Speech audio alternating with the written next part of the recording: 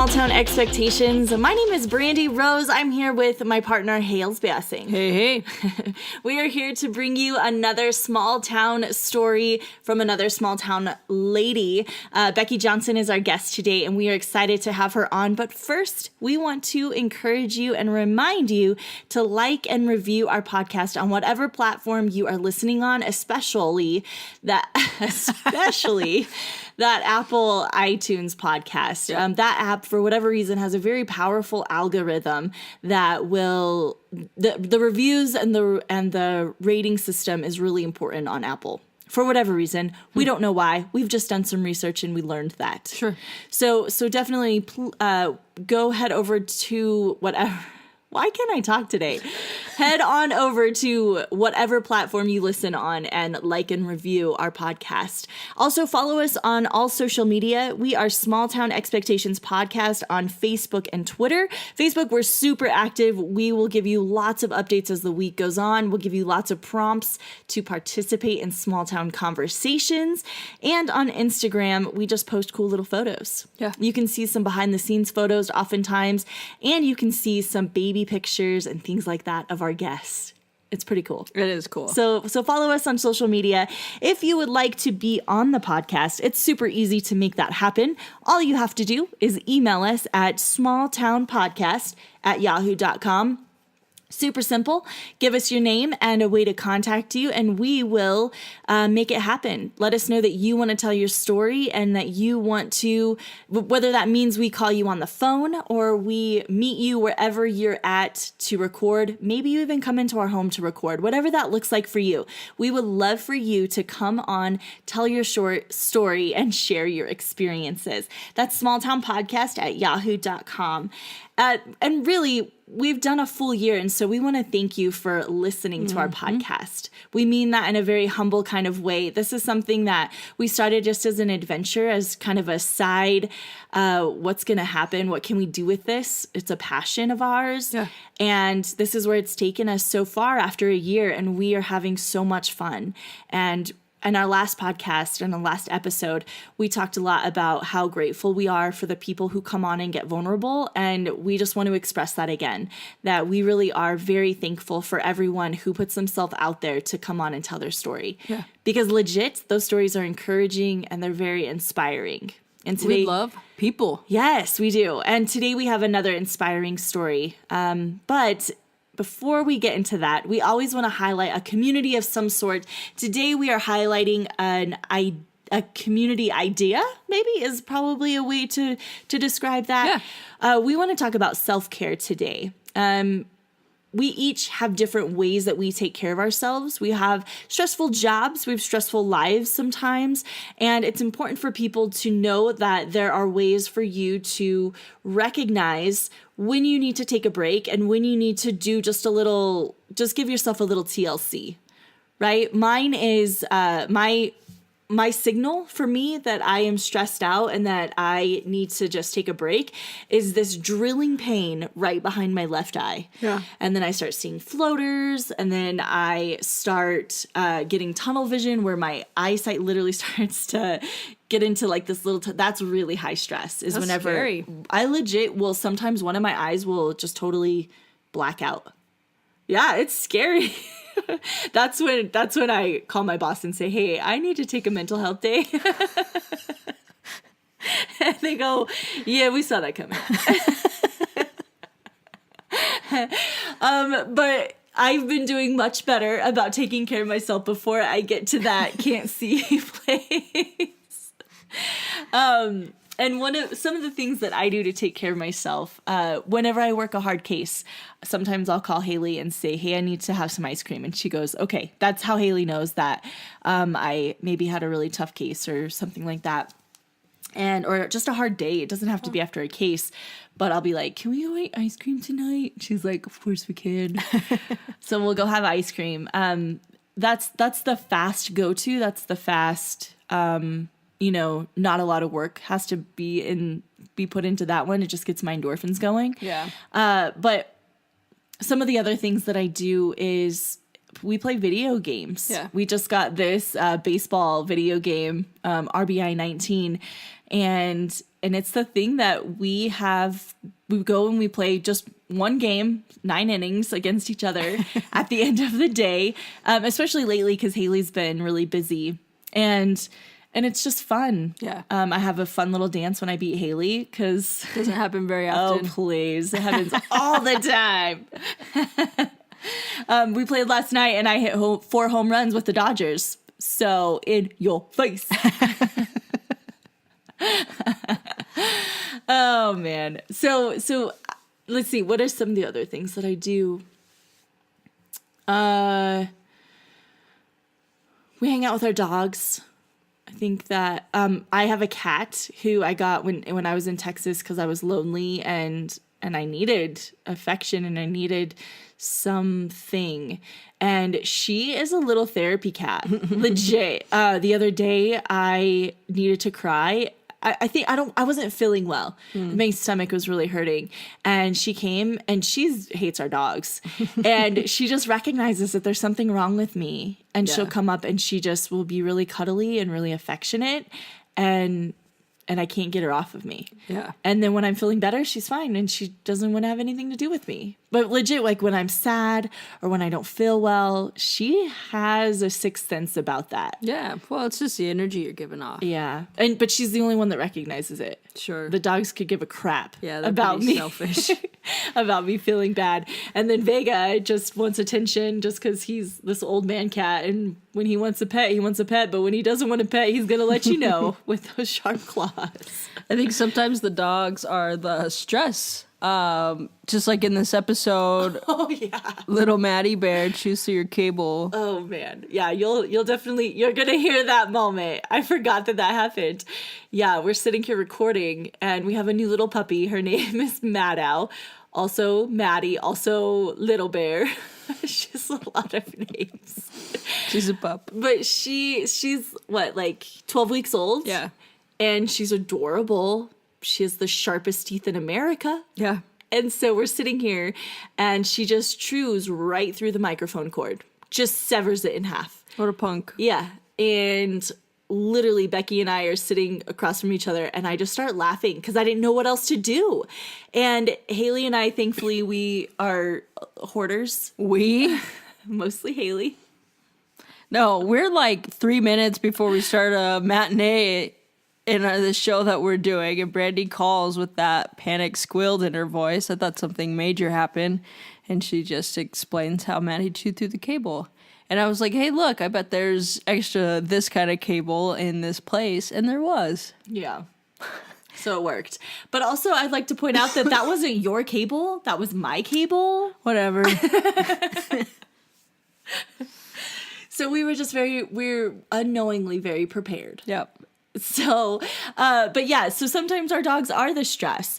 I just recently was at a conference called Advocacy in Action, and I was reminded on the very last day by the keynote speaker. Her name is Laura Vander Noot-Lipsky. She's from the Trauma Stewardship Institute. She was wonderful. And she reminded me of a lot of things. She reminded me that we have no control over the external. All that we control is our internal.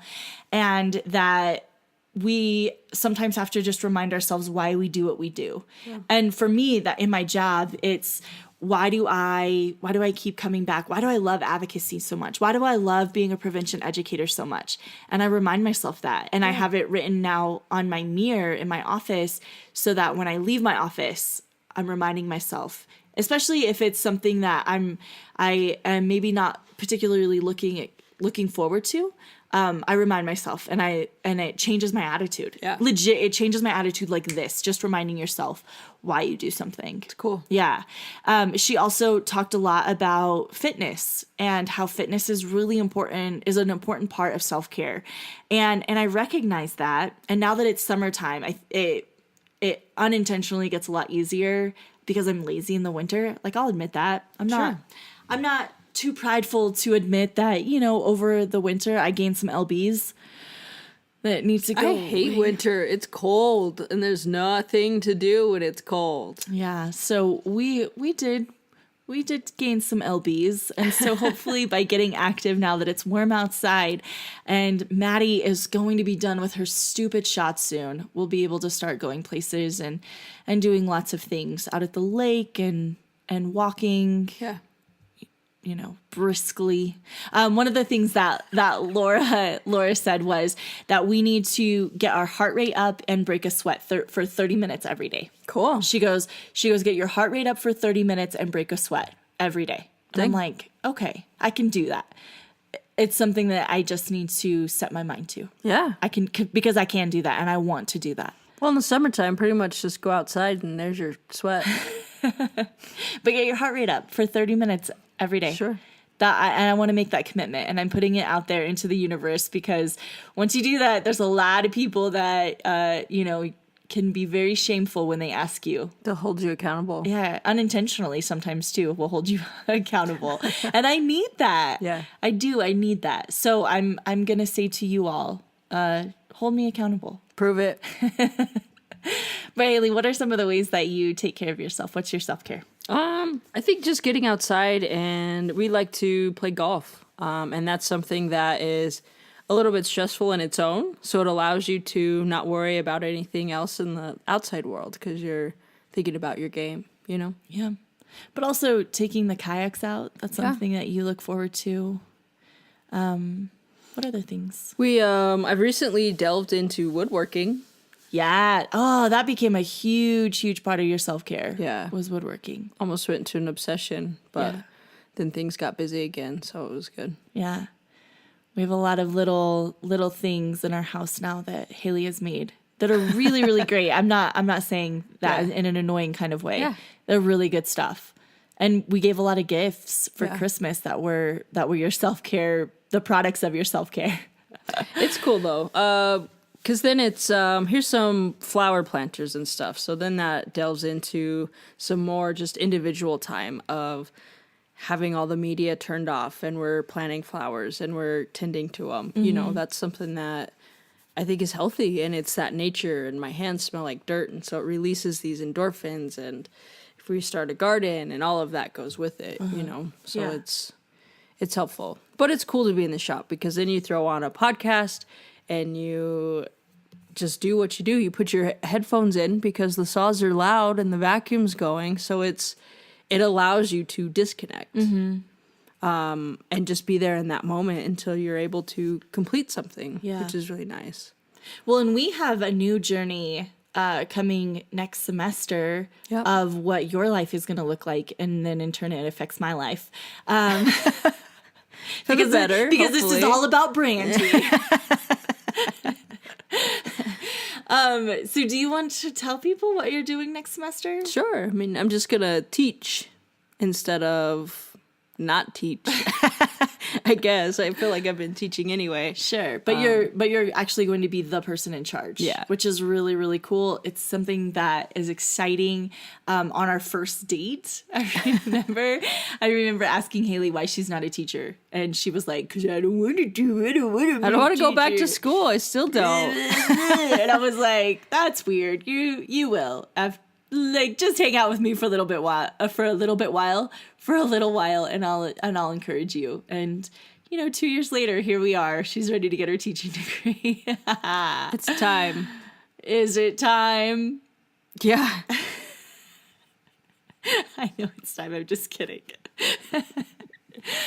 Oh, I do have a little bit of a chip on my shoulder because I remember that on our first date of me being like, but why? And you're like, I don't want to. Bleh. I didn't want to. I know. 2 years ago. Oh, so here we are. I legit have like this kind of nasty smirk on my face. It's like, I knew you would always do this. Right? No? Shaking my head right now. And I'm excited for you. And legit, so, just to wrap up this conversation about self-care, your life is going to look a lot different. Right now, as the theater manager, you are, opening up for a church that rents out the theater every Sunday. So you open it up at 5:45 every Sunday, and you have to close that at whenever they finish, whatever time that means. And so that means no traveling. Sure. You don't get to go anywhere because of that. You don't get to ever go out of town. You don't get to ever go and see your niece's, dance recitals or productions, whatever, all because of a Sunday thing. Yeah. And then in the afternoons, you have rehearsals that run really late. And in the mornings, you have to get there to unlock the theater really early so that people can start the rehearsals. And I'm not saying that any of that, this is maybe I'm projecting right now. I will own that. But I just see how time intensive all of that is. And I think not ever being able to take a day off is the thing that gets to me the most. Sure. And I don't think that it gets to you as much as it gets to me. I'd agree with that. So having a weekend is something that I'm looking forward to. Yeah. It's cool. We just went through year 17 of Shindig, which is this huge choir concert that happens at Piedra Vista High School. And this year, Melissa Mortensen, she's the one that orchestrated it all, but she talked to a bunch of people, and they had over 100 alumni students that have gone through that choir program with Virginia Nichols on stage last night singing to her. And every single one of us in the booth had a little tear in our eye, and it was just inspiring that Miss Nichols touched that many lives, that she was a teacher to all of those students, and they were so happy to come back and share that moment with her. So that's that inspiration to be a teacher. Yeah. I hope I could be a good person that affects these students' lives in a positive good way. Yeah. Sure. And it was powerful to sit in that theater with 1,000 people in that audience last night. Mm-hmm. So hopefully that's the reward. That's that self-care of sitting back in whatever your time frame is and watching. That's you reminding yourself why you do it. Sure. Yeah. And watching that video and seeing that and thinking about that. Right. Like, that's the cool part about being a teacher. Yeah. And the students and whatever that looks like, Yeah.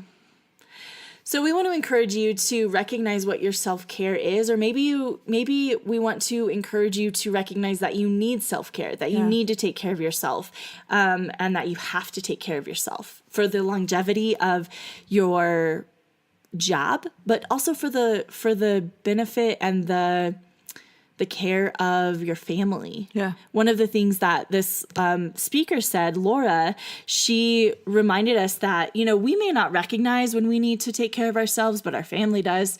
And one of the things she said was, you might be sitting here in front of me thinking, Laura, I am good, and there's nothing going wrong in my life. So to you, I want you to think, what would my family say if they were sitting right here? What would my family say are the things that stress me out? What would my family say if we asked if I was healthy or not?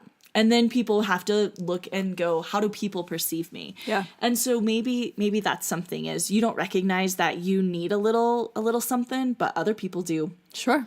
And that doesn't mean that you need to go and tell that person. But it means that maybe that's inner reflection. We can't control the external, but we can control the internal. Yeah. So remind yourself why you do all of the things that you do and why you love what you do, and do a little self-care. And that might mean fitness. And today's guest talks a lot about how fitness is her self-care, how being out in nature is how she takes care of herself, and how why she's so healthy, not just physically, but also mentally today. Her name is Becky Johnson. She is someone who has been sharing her story for the last couple of years here in the Four Corners area.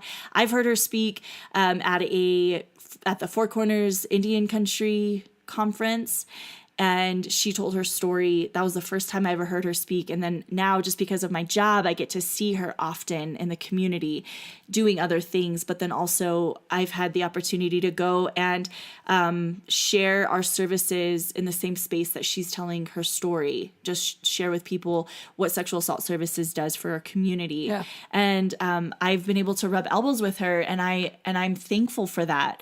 I'm thankful to be able to watch her live her life on Facebook. She talks about all of her fitness stuff on Facebook. She just ran the Shiprock Marathon yesterday. Dang. So Cool. Yeah, we recorded this on Friday. She ran the marathon on Saturday, and on all of the photos, they call it the struggle bus. Every time one of her teammates, I guess they put together a group of her friends. And every time one of them came in across the finish line, they took a photo, and it was like, I don't remember what the poster said, but it was pretty funny. Something about how the struggle bus is real or something. How cute. Yeah, and how excited they were that they finished the Shiprock Marathon, which BT Dub, if you're not from this area, that is a tough run. Yeah. So kudos to every single person who puts in the effort to make that happen for themselves, because that's a huge accomplishment, and you deserve all of the congratulations. Yep. So well done to the folks who ran that Shiprock Marathon yesterday. So take a listen to Becky's story. Just want to give a heads up. There is some explicit language in this episode. So if you have littles that you don't necessarily want them to hear that, then, just be aware that that's going to happen. This is a real story. She's a real human. And we never, ever, ever want to censor a person. We won't do that. But we do want to let you know, just in case you are listening with somebody who, might be sensitive to that. You are aware. So in the meantime, take a listen. Here's Becky's story. Change the world. She's going to change the world. She's going to change the world. But she can't. Welcome to another episode of Small Town Expectations. I'm here with my new friend, and I'm excited to call her my friend. This is Becky Johnson. Hello, good morning. Good morning. Becky, I would love for you to just share with our listeners how you introduce yourself in a cultural setting. So I'm originally from Shiprock, New Mexico. I am part Navajo and part Ojibwe. So Oze Tachi Nishla Tohana Bashishchi Nakaidene Shache Red Lake Ojibwe Shanale. Cool. So, yeah. I love that. I don't know why.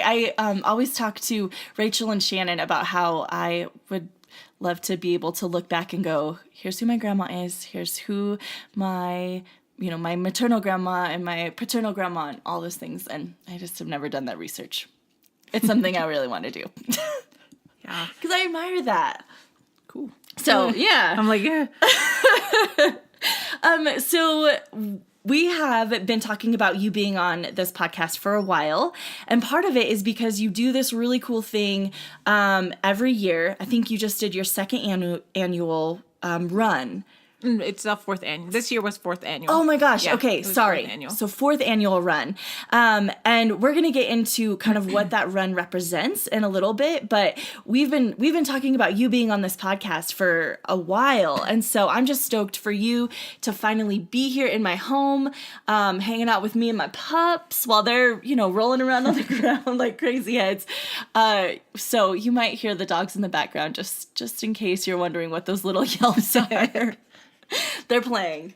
But Becky, I would love for you to just start off with sharing a little bit about what your childhood was like. So my childhood was good. My mom was a single mom, so she had to work and then she was going to school at the same time. So my sister and I spent a lot of time with our babysitter, who turned into what we call our mom, Her name was Bessie, and that's pretty much who I think I can say I grew up with.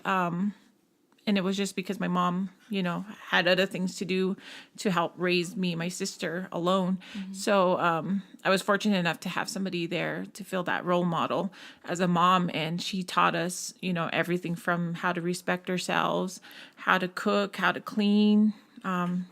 She just had a big heart. And I think that's where a lot of what I have inside comes from. Me and my sister, if somebody comes to visit us, we're over there trying to cook something and feed them. Yeah. If somebody needs help, we do our best to try and help.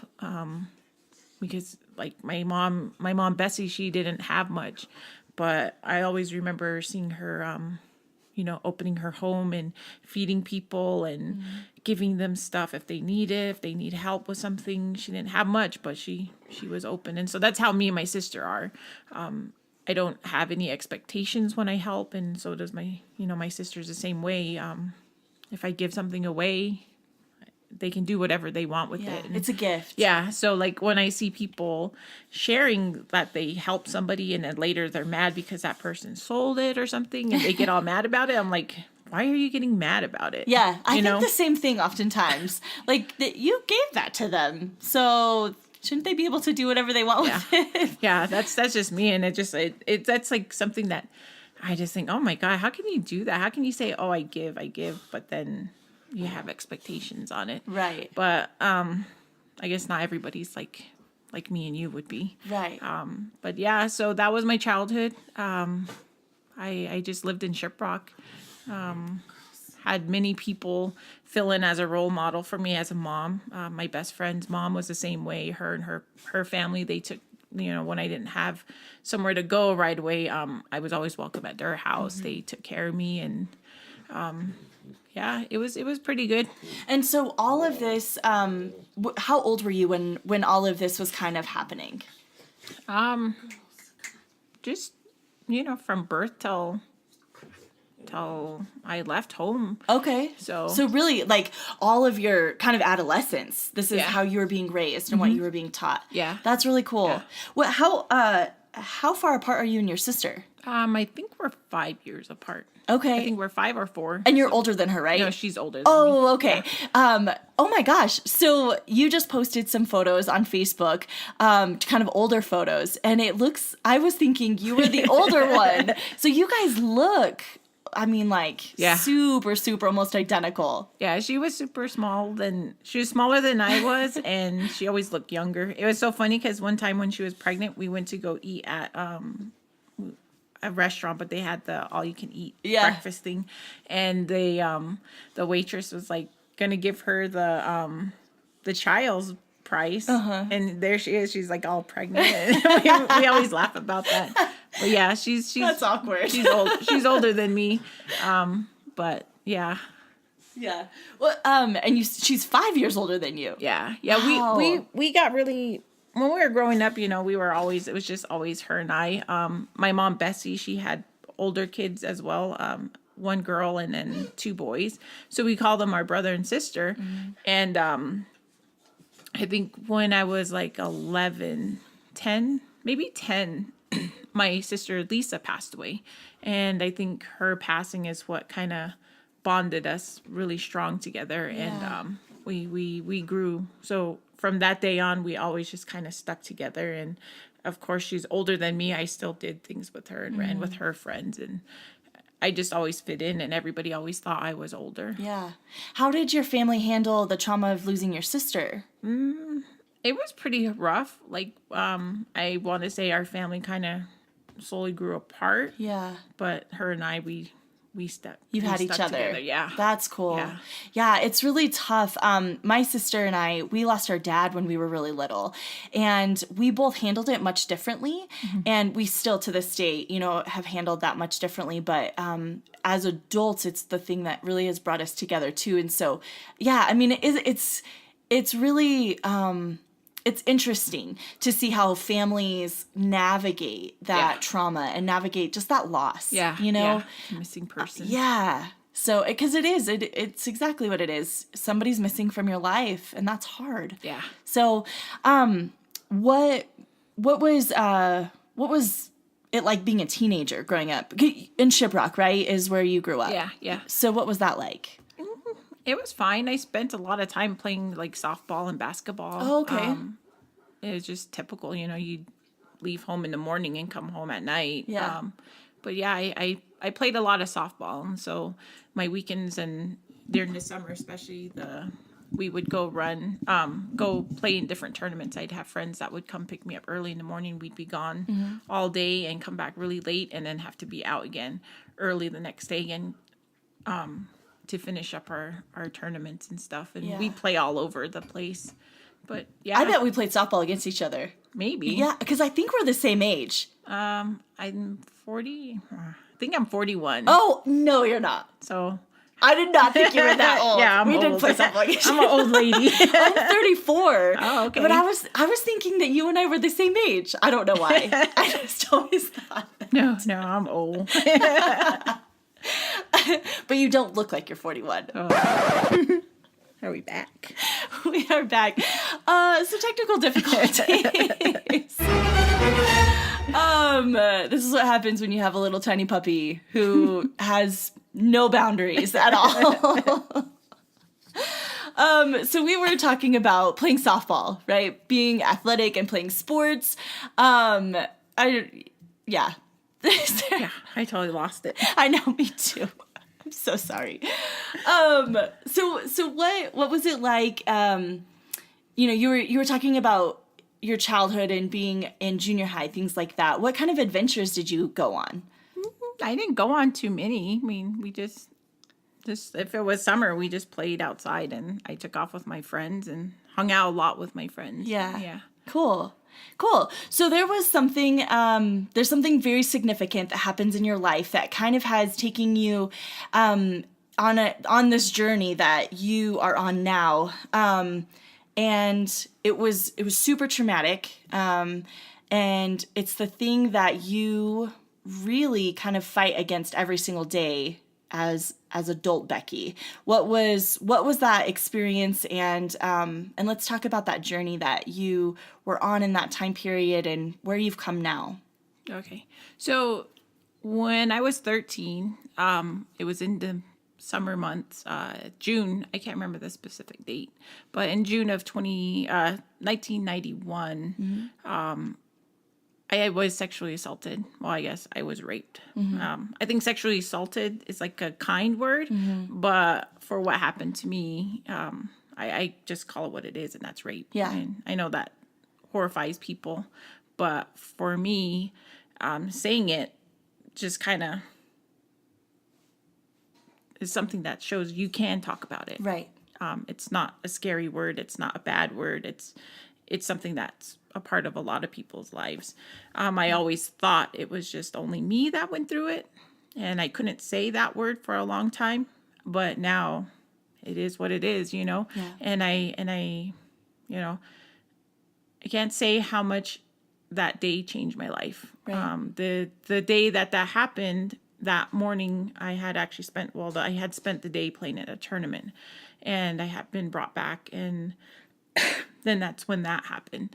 And after that day, 13-year-old Becky died. I no longer really played in tournaments. I never went out anymore. I actually turned to, I guess, the negative side, and that was just spending a lot of time away from everybody and everything, and doing a lot of drinking with people I felt safe with, that I called my friends. It wasn't a good coping way, but that's the way I coped. Yeah. Your childhood was over. Yeah. Yeah, you literally went from being this child who is having fun and playing softball and playing basketball, hanging out with your sister and, just kind of experiencing life, to this person who is just trying to figure out the world. Yeah. And those are two very drastic changes. Yeah. Right? And scary. Yeah, it was hard. I think I spent a lot of time just thinking about everything that happened, and so that's where I lost everything. I think when I finally realized what the effects were on me was maybe 2 years ago. I sat thinking about like how I felt as an adult, and I didn't feel like an adult. I always felt like I was just a little girl. But once I came to this realization, I was like, okay, I'm actually an adult, but I'm stuck here. When do you think that happened? How old do you think you were? When I realized that? Yeah. About 2 years ago, so 39. Really? Yeah. Yeah. So I just don't think I ever really, I think I stopped everything there, and then I went into this safe mode, and that's where I just focused on just being drunk all the time. Thankfully, I never got into drugs. I look at that and I'm like, that's one of the things I'm very thankful for, is I never did drugs. I see so many of my friends that are suffering to addiction of drugs, and they're in like bad place. I've had many die from their drug abuse, and so I'm so thankful. But yeah. Yeah. So, I think it was about 2 years ago that you really started telling your story, and that's what has brought you into this place of being able to recognize like you're an adult and you are a functioning, healthy human. But what was it like? What are some of the things that you worked through on this journey to that time? Okay. So after that happened, I left my home maybe when I was 16, 17, somewhere in between there. I moved out and I just started living. I had dropped out of high school and I was just kind of floating, I guess. But it took me finishing high school. I returned and I finished, and then I still had not dealt with any of the trauma. I didn't, everything happened and I was just kind of, I don't know, just functioning at a level that probably wasn't healthy. But what I think was a turning point was me leaving this area and moving to Phoenix and just kind of starting my life there. Yeah. I still never really dealt with it. So I still had my ups and downs, but I didn't have that constant memory that I have here. Because every day I live with this memory when I live here. Yeah. And I think that's where I get all this anxiety and I get this like, I love this place, but I hate it. Right. But when I lived in Phoenix, I could just live and I didn't have so much fear. I always had flashbacks. I had triggers that reminded me of what happened to me. And it was something I just had to learn how to deal with. If I had a nightmare or if I had a flashback, I'd be down for days. And those were probably the days I used alcohol the most. Yeah. So when I took the steps to help myself, it was going to see a counselor. And In Phoenix, yeah, right? it was in Phoenix. And it was going to be, so before I had been given the chance to go get counseling. It was after a suicide attempt. I was told, you're going to start going to counseling, but I was already in a place where I felt like nobody really cared. They're only trying to make me now because of what I just did. And the lady that came to be the counselor was so cheesy that I was like, yeah, whatever. I was a rebellious teen. So, I didn't want to hear what she had to say because I felt like she didn't know what I went through. And she had no place to tell me how I'm supposed to get over it. So I stopped going. But when I made the decision to go on my own, it was because I was at a place in my life where I thought, how do I figure out what's wrong with me? Why can't I just be happy? And mind you, I was like on different kind of medications to help with depression, with anxiety. I had stuff to wake me up in the morning and to put me to sleep at night. And I had medications for in between. So when I started going to this counselor, she was nice and she helped me to get talking. And she, one of the best things she ever told me was, it was fucked up what happened to me. Sorry about my language, No, but it's okay. It's okay. But she told me that. And I was like, okay, she speaks my talk. And so she helped me work through things and she showed me different ways to cope. I could no longer go to her because I used up all my time with my employee assistant. So I had to wait for a period of time. And then when I went back again, I had to start all over with somebody new. But I mean, from them, it's like we just picked off from where we left off. Yeah. And so even though it was a different person, I was able to do a little bit more learning about myself. Yeah. And that's where I learned, I'm not alone, where all this time I always felt like I was alone. I didn't know there was other people that were going through the same thing as I went through. So I didn't go anymore, and I just started kind of moving on with my life, and I ended up having a little boy, and that was like one of the main things where I was like, okay, I got to be healthy. And I just started trying to figure out how I could heal from all of this. Fast forward, I moved back here I think it was in 2010, I moved back to Farmington area, and I had to relearn to live here. And the first encounters I had with the perpetrator, had me down. It was like, oh, how am I supposed to do this? It was rough. It was rough running into him, just having that fear again, having all these nightmares and having it all come back. That I think that is what made me think, how do I get back who I am, and how do I get back my life here in this town? Yeah. So I read a lot of books, and a lot of the books I read are from other survivors. I like reading those kind of books, and they inspire me, and they kind of help me fix what I'm feeling. So that's when I decided I'm going to share my story, and I'm going to tell the world. It's cool. And so I did the little YouTube video using flashcards, because I had, seen so many using that method then. So one night I just put my son to sleep, and it was like 11 o'clock at night. I turned off the heater so it wouldn't, like, the sounds of the heater won't mess up the recording.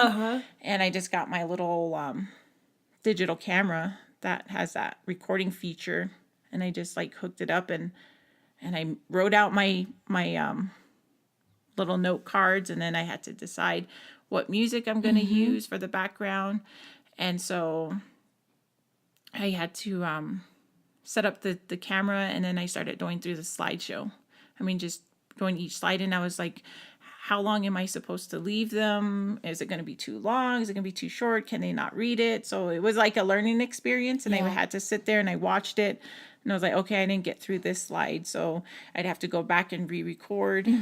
And once I got done, then I got on the computer, and I have no idea how to use computer, like do videos Edit it or something like that. So I think I just Googled video editing or something. And so the first app that came up, I clicked on it, and I just imported the slides, and then I figured out what music I wanted, and then I had to learn how to put that in. And then it was like too short. Okay, so I need to add some more here. And so that's how I built it. And then once I was done, I watched it, and I was like, okay, I guess that's as good as it's going to get. So I went ahead and uploaded it. And that was like 2 a.m. And I think I was afraid to hit that send button to have it uploaded on YouTube. Yeah. But I did it, and it took forever because my internet's slow.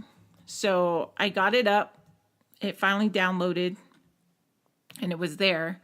And then I had to decide, am I going to really do this and put it on Facebook? And I sat on it for like maybe another 30 minutes, and I was like, oh, screw it. So I just I don't even think I wrote anything. I can't remember, but I don't even think I wrote anything.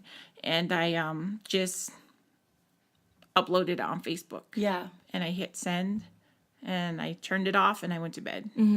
And I woke up the next morning, and I was so scared to get up and look at my Facebook. So I think I waited until maybe like in the afternoon when I finally got the courage to open up my Facebook. And what were people's reactions? There was just like a whole lot. Like there was a lot of likes, a lot of hearts, a lot of everything, and there was comments of people saying, I didn't know, you're so strong, and it was so hard for me to take that in because I don't feel like I'm a strong person. I felt like I was just sharing something that happened to me that nobody really knew about. And it was scary. So I didn't feel strong, but I had to take it in, and I thought, okay, there was no negative reaction. So that's always the plus. Right. And then I think that first time maybe is the first time a few days later I got a first inbox because so many people shared it. And I got a first inbox from just some random person that says, I'm so proud of you. That happened to me. And they shared their story. And I was like, okay, what am I supposed to do with this now? And from there, I just, I think my response was, thank you, and I'm proud of you too, or whatever. I was trying to think of how I'm supposed to respond. Right. What do you say? Yeah. Because I mean, she's trusting me with something that she's never told anybody. Right. But after that, slowly some of my other friends have shared with me over the times, and told me their story. And I think about them a lot because they're some of the people I ran with when we were younger. And we did a lot of heavy drinking together, and we did crazy things, and we were like the best of friends. And even though we got in trouble, we were the misunderstood ones. Yeah. Because I was labeled a bad person in school. I had administrators say really shitty things to me. But they didn't understand. They didn't know what I was going through. Yeah. And I can say the same for my other friends because they too acted the same way. And you didn't know that about them. And they didn't know that about you. No. So we laugh about it and we tell each Yeah. other, like, damn, this thing, if we had talked about it then, we could have helped each other. Maybe Yeah. things would have been a little bit different. Yeah, I think so. But it's one of those things that, man, rape is just something that we, as a culture and as a society, are so, it's something we just don't talk about, right? And that's what you're trying to change, is by saying, here's my story, you're not alone, and encouraging people to talk about it and to know that you have a voice, and that silence, silence isn't what they have to do, isn't anything that anybody has to do. Yeah, I think the thing that was the hardest for me to get to was knowing that it wasn't my shame to carry and that it's only his. Because for so long I was ashamed of what happened to me. When I was in junior high going into high school. So high school boys and girls, they're childish and they make fun of, blowjobs and sex and stuff like that. And they call girls whores if they do those things. So I'm like, oh my God, that's what happened to me. And there's like, one of the big things that bothered me was I was a virgin. And so when this guy did that to me and he found out, he realized I was a virgin. He's like, oh, I popped your cherry. So popping your cherry is big for me. Like that takes me back. When people say that? Yeah. To this day, it just like, I'll just flash back to that. Yeah. That's the thing I remember. So it was hard to be around my high school friends after. And so that's why I hung out with older guys and my sister, and because they never joked about it. They knew what happened to me. And so they always watched what they said, or they just never talked like that. So I always felt at ease with them. Yeah. But yeah, that was the hard part in growing up. And that's where I want people to see. I really want to go towards the high school kids because I think if I can talk to them and show them now that if they ever found themselves in that position, or if they're living that life right now, that talking about it's going to help heal them faster. They're going to hopefully bounce back and recover a lot faster than I did. Yeah. Because when I can probably honestly say I felt the best was probably until my late 30s.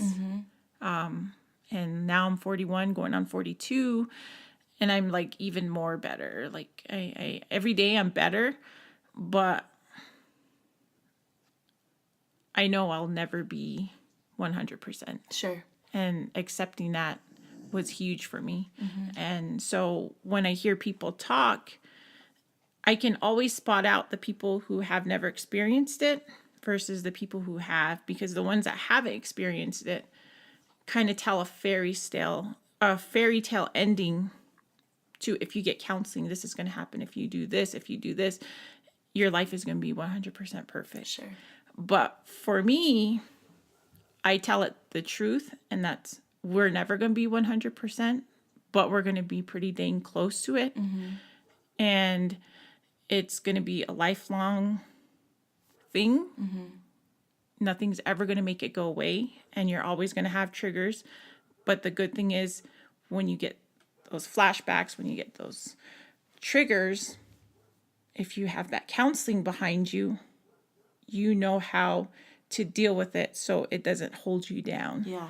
Because like I said before, I could be triggered and I could carry that heaviness, and it would lead me to just being either hiding in my bed, not wanting to live, and just hide from everybody for days, to, oh, I got 1 hour after.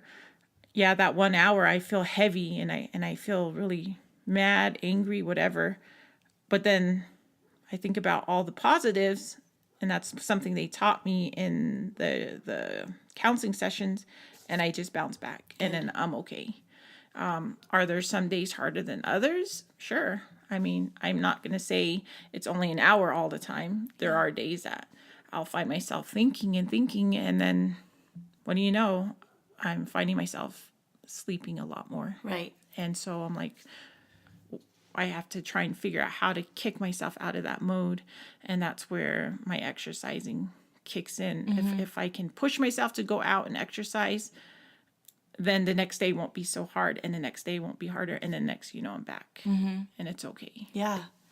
Yeah, you've said so many things that I'm like, yes, yes, yes.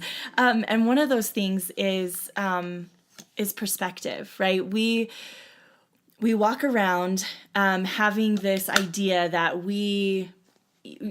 I think that folks, especially where we live in a very conservative place, and folks have this idea that they know what you experienced and they understand it. And you're like, no, like this was my experience, right? And until they, and I think that there's people who are really close to you and love you and know who you are, all of those things, that understand it on a different level, right? And so what I have been having a lot of conversations around is perspective. Whenever you know somebody who's personally experienced this, or you yourself have personally experienced this, perspective changes a lot. And for you, once you found out that your friends experienced the same thing, that perspective changed, right? Yeah. And now you guys are able to talk about it and even kind of joke about it and laugh about it. But it's the students in high school who are saying things that aren't okay, that can absolutely trigger somebody to something that they experienced. And it's about that perspective, right? It goes back to that. And it goes back to you using your voice and really just sharing this with people and encouraging other people to share that voice too. But something I really admire about you is that, and even though, it's taken you on this journey of realizing your dark days and realizing those days where you got to get out and you need to run, you're able to sit back and recognize that. I experienced some of the same stuff when I was about 30. I found myself in a really dark place and, sleeping a lot, not wanting to be around people. And I experienced sexual assault when I was 18 and 20, and then I was in a really abusive relationship. And I recognized, and I never dealt with it. And I recognized that when I was 30, that's how I was functioning, and that's not okay, right? And so then you're like, something has to change, and what is that going to be? And that was my cue to go, Brandi, you're not okay, do something, and I think that everybody has to have that moment where they go, I'm not okay, I'm gonna do something. And for you, that's exercise, and that's your fitness and your running and all of those things. I would love for you to share some of that, just some of that experience and some of that story on my fitness thing. Yes, because this is big. Yeah, so I never was active.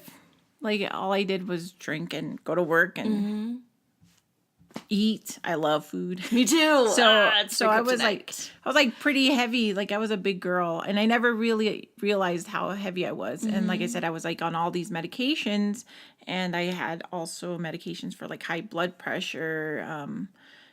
I was having I got diagnosed with fibromyalgia. And so, like, a lot of times I was just on pain pills and I would just be sleeping. And so I was just getting really large. Well, I got this job with the Farmington Police Department as a records clerk first. And then I saw that they were opening up positions for a community service officer. So ever since I was younger, I've always wanted to be a police officer. But like my mom would tell me, the job, the money and the jobs are in medical field. So I kind of went to school for, I did an EMT position before I got certified. And then from there I went to doing X-ray technician for school. I finished it, did my externship. I hated it, so I never even did nothing with it. But you know how to take an X-ray. But I like but I ended up like falling back, and I got hired on as a dispatcher down in Arizona for a little Indian community. And so I was like, man, I love this, but I want to be a cop. But then I got into some trouble, so that ended. And so when I came back here and I started with the police department, I loved it. I was like, this is great. Yeah. So when that community service officer position came open, I was like, oh, maybe I'll try it. And I have really low self-esteem of myself, but I put in the application and I went and I did the written test. And it was so funny because like I had so much self-doubt that when I finished the written test, I came back and I was just sitting at work and I started getting nervous, and I called the recruiter at Human Resources. I was like, just pull my application. She's like, no, Becky, just keep it in. And I was like, no, I don't think I did good on that test. I don't even want to be told I failed it or whatever. That's going to be embarrassing. Just pull my application. And she's like, no, Becky, I'm not going to pull it. And I was like, just pull it. And we went back and forth. And then she's like, I'm not pulling it. We're staying with what it is. And I always think about her, you know, thank goodness you have these people in your life, girl. And I didn't even, like, she didn't know me and I didn't know her, but she was just, like, so encouraging. And for whatever reason, she didn't want me to pull it. So then she calls me, like, 2 days later and she's like, hey, you passed it. So we're giving you an offer. Did you want the job? And I'm like, oh, shit. You know? And I was like, yeah, okay. Okay. And then I was all afraid to tell my supervisor that I was going to leave. So I just kind of left it. And I continued working. And then finally, I had to tell, you know, I accepted this job with the community service officers department.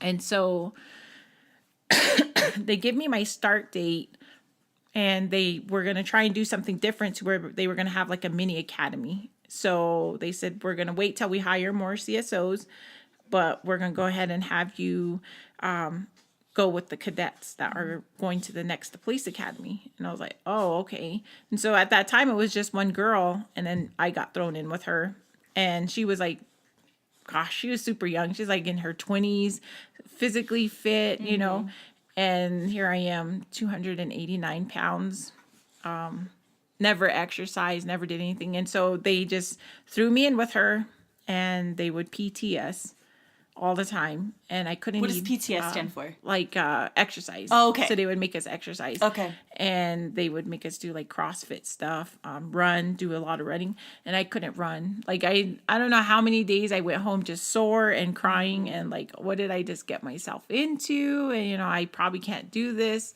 But she was always a good person. That girl, she was like so encouraging. Like she'd finish her workout and then she'd come back and she'd finish with me. So she would always push me. And for me, seeing her having to come back, I felt really embarrassed, but then she was like running with me. So then that encouraged me to not stop running, not stop trying, because then it'd be embarrassing for me even more. So I just stuck it out. And before you know it, you know, after I'd get home from work, I go take off and go run. And then I started seeing like my weight drop and things were looking better. I started working on my, working on eating right, because she would share with me like what she eats, how she eats things. And so I was like, okay, I like this. And it just got better. So one thing I realized at the same time was, after running, I just felt great. Like I was happy. Like if there was something bothering me, it would just the running would just make it feel better. Like I was like, okay, I can get through this. Yeah. And so it just became habit. Every now and then I'll fall off, you know, I'll go back to being lazy and stuff, but then I always find that way to get back on, because it makes me feel good. I can't explain how great it feels. I call it my free therapy. Yeah. And so I started out at 289. The lowest I dropped was 189. That's amazing. So I was like, 100 pounds. I was so happy. And I'm trying to get down to 150. So I was like, it's not that far. But it was like 2 years ago, maybe even 3, I can't remember, 2 or 3 years ago, I was like just flying high. You know, I lost all this weight. I was in shape, and I was back in school, and I was finishing up a good semester. And I said, okay, I'm ready. I'm ready to go find this police report. I'm ready to go find the peacemaking paperwork. And I'm going to find a way to use that in my presentations when I go out and speak. I want to know everything that's on there. And I thought that would be a good thing for me. So one day I just spent my day driving to Winter Rock, and I found my police report, and I was able to find the peacemaking paperwork. And it took like a whole day. I finally got brave and I read it, and that sent me downhill. Like, I totally cut off. I stopped running. I stopped exercising. And then my weight went back up. And I was just like in a bad place, and I didn't know how to get out of it, because everything that was written in those papers really, really sent me down. It spiraled me down. It brought back all the anger that I thought I got rid of. And it just like, yeah, it was bad. But today I'm better, and I'm thankful I did that and I worked through it. Good. As much as it was hard and scary for me, it helped me to build more stepping stones in my ability to go out and share and just, I guess, heal that one part that's was hurting still. Well, because the judicial system is supposed to work for you. Yeah. And it seemed like maybe they were trying, but it didn't. And it's I don't know. It was in the 90s. Yeah. So like it was just how things played then. I think it still happens though. Yeah, it's a lot better. You think so? I think it's a lot better. The resources people have, the more they're talking about it and the more the issue is getting brought up, I think police departments are trying to improve. Yeah. I don't really know if things are way better on the reservation. I just had a person let me know their story, and it sounds pretty similar to what I went through. I don't know her specific details, but I mean, I read her post and I was like, those mother effers, you know? Yeah. And it just like, it's frustrating, but I think I see a little bit of change and That's things good. getting a little better. I can only pray and hope. That's like one of the other things when I do these presentations. If I have like law enforcement or service personnel on, I let them know, you know, this is the paperwork that I found on my police report. What's here doesn't match up to all the trauma, the re-traumatization you guys gave me. And 30 years later, this piece of shit paperwork that's called a report hurt me again. If the law enforcement officers did what they should have done from the start, maybe it wouldn't have hurt so much. Right. But I share that with them in hopes that they see how their report writing affects a victim. Yeah. And your experience is different than maybe somebody who experiences a rape in Farmington as opposed to experiencing it on tribal land, right? Because they're going to be prosecuted in the area that the crime happened. And so for you, this happened on tribal land. And so you mentioned peacekeeping. What is peacekeeping? And So peacemaking. oh my gosh, yeah, peacemaking. no worries. I'm sorry. No, I know what that is. I sound like a dummy, but yes. No. Peacemaking court, I think it's more designed towards, like, I don't know, maybe like where families are fighting amongst each other or whatever. But with my thing, I think the reason why it went that way was just a solution for the moment because I had just come from trying to kill myself. I was way angrier. I was disappearing a whole lot more from home. I wanted nothing to do with my family. I was just angry, and I didn't want nothing more. And when his family came to talk to my mom, they wanted to see if they could just settle it traditionally. Yeah. So that he could be taken off from a federal warrant and he could move back here. Because he was gone for a couple of years. I want to say 4 years. Since the night that the attack happened, they couldn't find him until that time when we got it all squared away with court. Yeah. He was gone. But we decided, my mom asked me about it, and me being just, in the place I was like, I don't care. Just wanted it over with. I just don't want to deal with this. Right. Because that was like my senior year.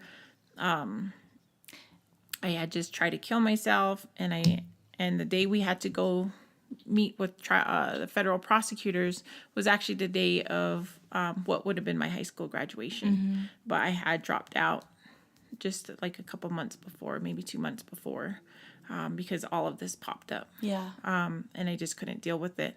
So that's why it went that way with peacemaking. Right. I never really knew what the whole terms of the paperwork were.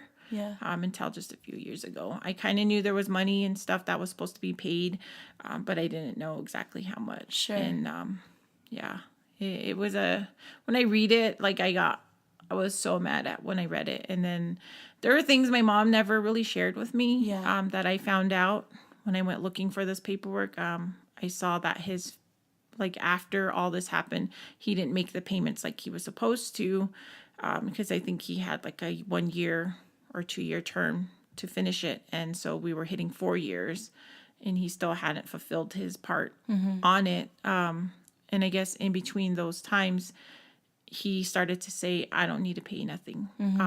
I didn't do it. And then his mom and their family started harassing my mom at her business, started trying to get her in trouble. And I had no idea. So me looking for that paperwork also showed me all these different documents that were written and where my mom had to defend herself. Yeah. And I think that pissed me off. But it also opened my eyes to seeing that it didn't just happen to me, it happened to my whole family. Yeah. Around that time too, my sister actually got to go with me when I got invited up to Fort Duchesne, Utah, to do to speak at their little conference up there.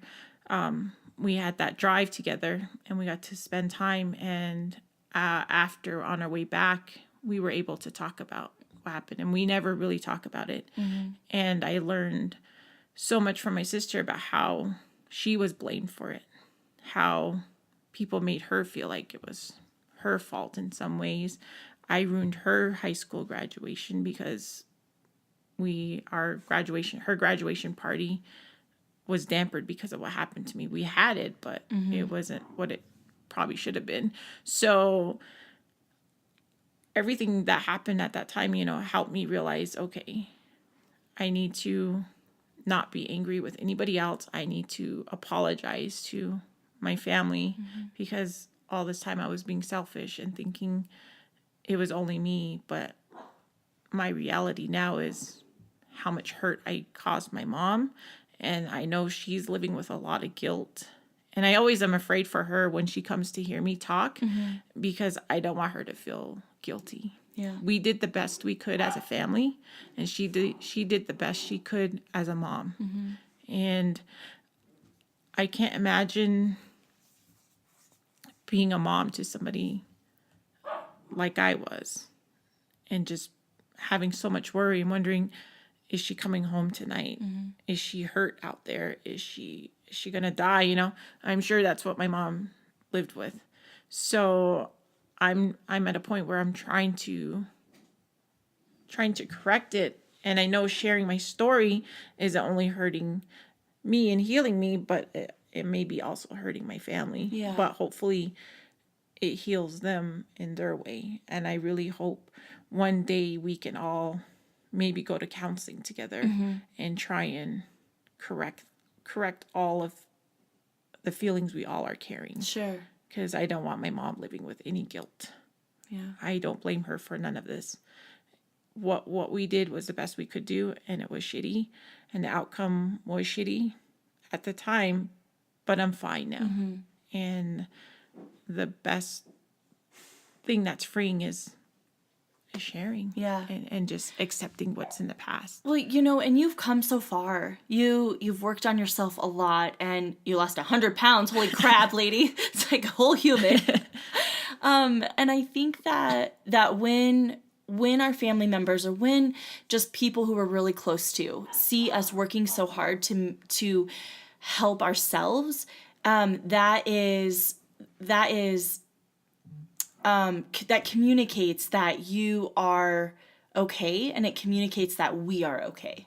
Does that make sense? Yeah. So, and I don't even know who your family is, but I think that you're getting out, you're using your voice, you're encouraging young people, saying you're not alone. This is what happened to me. This is what I experienced. You're not alone in this. Let's support each other. Let's use our voices together. You know, you're fit. You're amazing at your job. I think you love your job. Yeah. From what I understand, you really love your job. And all of those things, I hope that your family looks in and goes, yeah, like this was shitty, but Becky's okay. And we got through this, and we're going to keep on moving forward.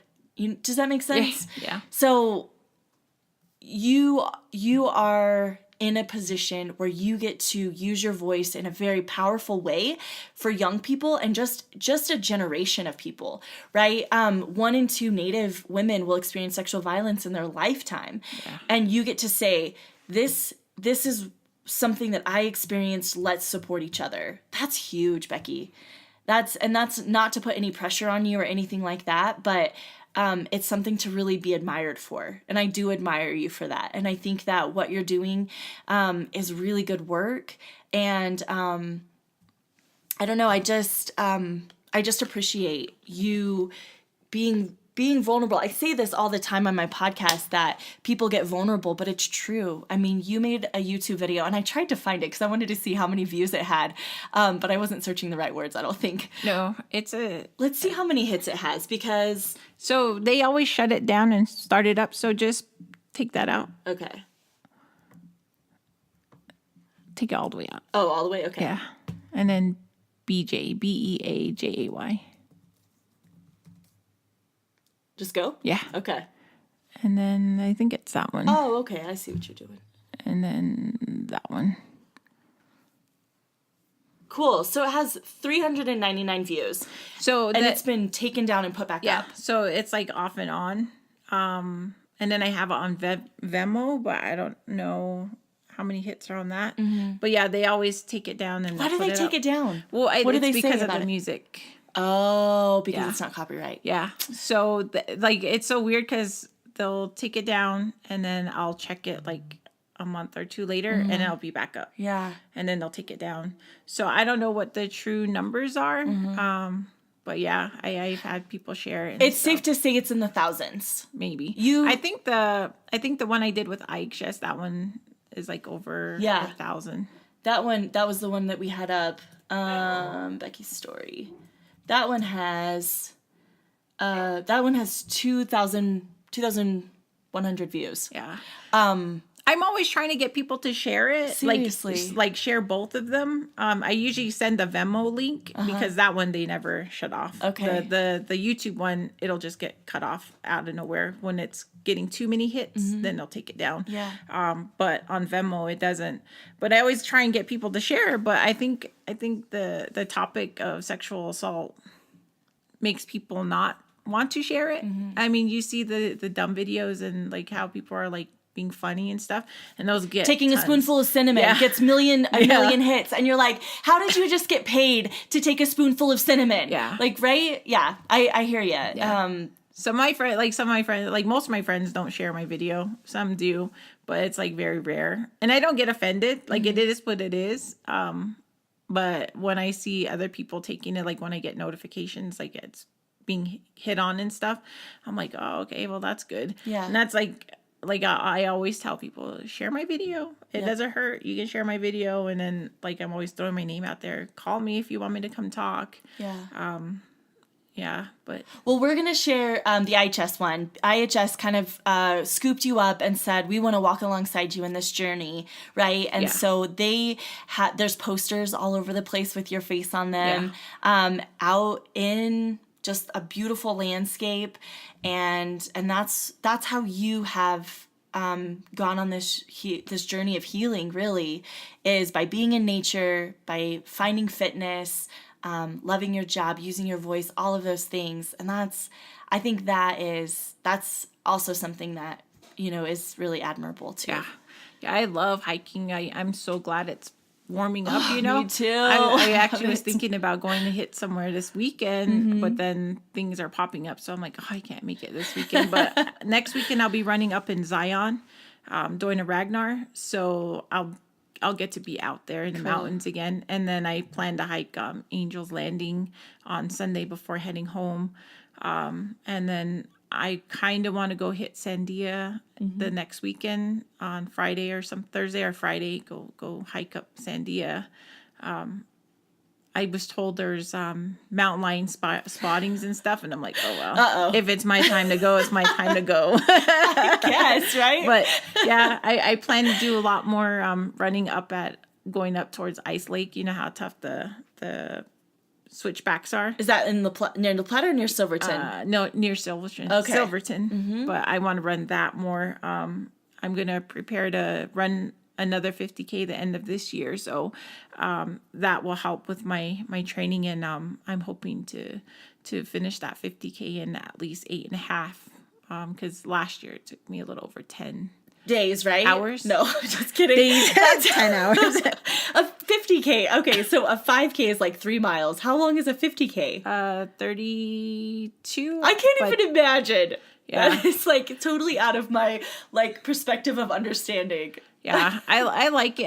I really like running those and the longer runs because I can be by myself. I don't mind running with people, but I always feel like they have to talk to me, and then I feel like I have to run at their pace, or maybe they think I'm running too slow or whatever. So I'd rather just run by myself. Yeah, that's okay. Last year, that 50K, I just pushed out. I was like, okay, I'm just going to do it. My friend was signing up to run, I think, a 10K. And then I was like, okay, I'll go with you. I'm going to sign up for the 10K. The 50K, though, are you going to wait for me? And she's like, yeah, are you sure? And this was like on a Tuesday. And I said, well, if I can get somebody to sponsor me, I'll run. And she's like, all right. And so I made this thing and I put it on, I think I put it on Facebook and Instagram. But I had this sign and I said, help me pop my 50K cherry. I need money. I work, but I don't make enough or something. And I made this big old sign. And I was like standing along the highway by my house, and I had one person stop and he gave me like $10. And I was like, yeah. But then it started raining, so I had to go back in. And that's why I was like, okay, I'm just going to put it on Instagram or Facebook. And like my friends were laughing and they thought it was a joke. But on a Wednesday, I was eating lunch at work, and my messenger went off, and it was this guy. His name's Dirk, and I had met him doing a podcast with the suicide group, and he shared his story. So that's where I got to know him from. And he has a running group called Red Earth Running Company. And so he messaged me and he's like, hey, Becky, we want to help you with your journey. So onto a 50K, we'll sponsor you on your 50K. That's so cool. Yeah. And so I was like, oh shit, and like, okay. And so then he's like, send me your information for your login for the ultra site. And then I gave them the codes and stuff. And so next, I got the email. That is so you're registered. neat. So I was like, oh my God, it's happening. So I text my friend. I was like, so it's happening. I'm running the 50K. She's like, what? You didn't even train? I was like, we'll see. And I had spent all summer, hiking. I was just hitting the trails every weekend, and I was running short miles, not too long of miles. But I had been wanting to run an ultra for a few years, and I kept putting it off.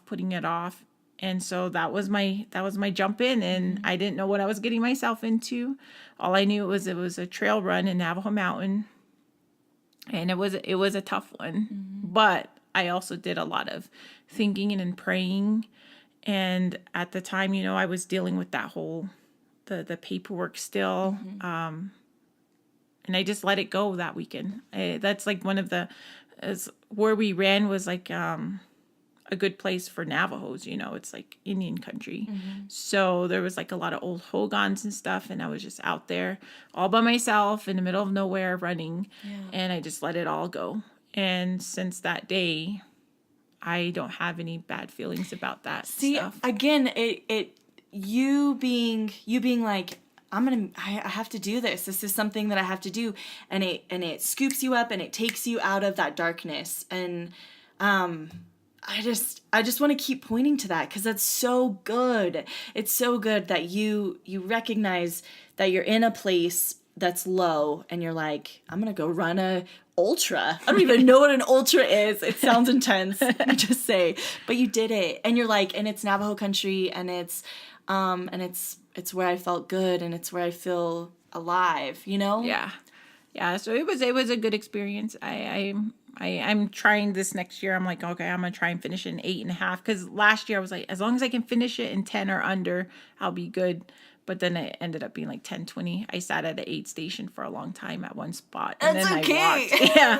But it was like, okay. But this year I'm like, okay, I'm going to try and get more ready. And I'm going to try and finish it in 8.5. It's cool. Maybe 9 hours, but I want to finish it. That's my goal. So I have a lot planned for my summer. I'm praying it all works out. I want to go hike and camp in Grand Canyon. I've wanted to do that for so long, and so this year I'm like, I'm going to do it. And I've been talking to a couple of my friends, and they're like, yeah, let's get together. So I think it'd be cool to hike the Grand Canyon, do the rim to rim, and just camp and just be around my friends. I feel I have like new friends, and they really lift me up, and they really like inspire me to be a good person. I've never felt like I was a good person, but they're showing me a different part, and I love it. I love that. I feel happy. I don't have that anxious feeling. When I go home, like when I'm driving home or going home, I can just feel my stomach nodding. I feel really anxious, and I just feel like, I think I explained it as I feel like a fish out of the bowl. But the minute I leave and I go to the gym, or I'm going somewhere with somebody that I enjoy being with, I don't feel that. And that's my end goal, is to just enjoy my life. I've spent too many years stuck and just feeling like I had to fit this certain mold, or I had to please other people. But I think starting this year, that's changing. I'm gonna do what I want to do, and my son's finally old enough. He's a teenager, so he wants to do what he wants to do. So I'm feeling like, okay, now's my time to give Becky back her life, and to really give it 100%, and to do what I want to do. And I'm excited. I'm excited for what's to come in the future. Yeah. Hopefully I'll do more speaking engagements. Hopefully I'll get it out there. One day I hope to finish a book and have that out there. That's something to look forward to. Yeah. I have people Cool. trying to tell me like how to make this a business. I'm like, no, I kind of like my job. And I hope to still, be a police officer and really make that step. That's my end. Like, that's what I want to do. My short-term goal is to become a law enforcement officer, and to help people and just do it, because my job now, I do almost what they do, except I can't arrest people. Right. So I want to be on the other side. I want to do that part. I want to do all the fun things they do. Yeah. But I literally drive around at work, take my reports, do what I need to do. And some days I just will sit there and say, man, I can't believe I get paid to do this. It's just what they're talking about working a job you love. 'Cause Yeah. I've worked a lot of different jobs, and some days I hated it. But with my current job, there are rarely any days where I hate going to work. I can honestly say I love going to work every day. Thankful for my weekends so I can go out and hang out, but I can't ever say I hate my job. Cool. Yeah. I like that. Awesome, Becky. Well, I don't ever want to cut anybody off. And your story is empowering and it's encouraging. And I think that it's important too. Because you really are saying to people, you have a voice. I have a voice, and I'm going to use my voice to cut the shame out of this and know that it's not my shame, it's his shame. Or it's their shame, not mine. And that's what you're doing, and it's effective. So I appreciate you. Is there anything else that you want to share? No. Okay. I'm cool. But Cool. Thank you for inviting me. Yes. I enjoyed this. I shared on Facebook. I was like, my first podcast today. That's awesome. I'm gonna have to go find that and share it. Okay. Cool, Becky. Well, yeah. Again, we just appreciate you and you as a human, and you as just this person who's been through this tough thing, who had a beautiful childhood, right? Yeah. Some your sister passing away is hard, and then to go through this, and it's that thing you said, you never will be 100%, but you know that you are going to continue in your life. And that's what we all need to do. Yeah. When something happens to us. So thank you for being here. And yeah. Cool. So this has been another episode of Small Town Expectations. We'll talk to you in a couple of weeks.